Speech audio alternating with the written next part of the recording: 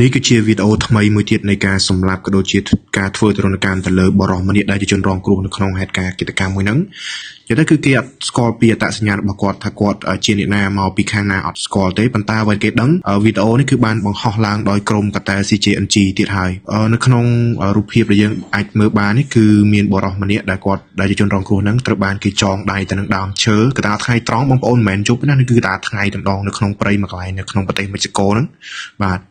គាត់អត់មានពាក្យស្បែកជើងមានតែខោខ្មៅមួយគេចងប្រអប់នឹងដើមឈើហើយត្រូវបានក្រុមកតា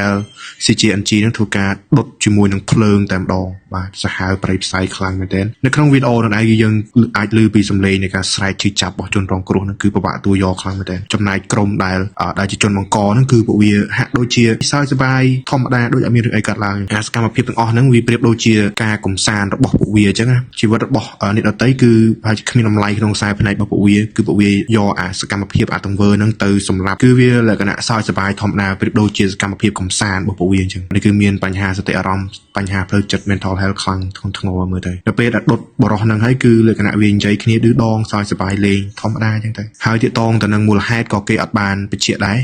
គេអត់ដឹងថាបរិសុទ្ធដែលជនរងគ្រោះបានទៅធ្វើអីជាមួយនឹងក្រុមកតា CJNG ហ្នឹងអ្វីដែលគេដឹងគឺបរិសុទ្ធនេះគឺជាក្រុមដៃគូបដិបកនៃក្រុមកតាមួយផ្សេងទៀតដែលជាសត្រូវរបស់ក្រុម CJNG ហ្នឹងត្រូវបានគេចាប់ខ្លួនបានហើយយកមកធ្វើទរណកម្មដូចជាធ្វើការដុតសម្លាប់ទាំងរស់តែម្ដង fuck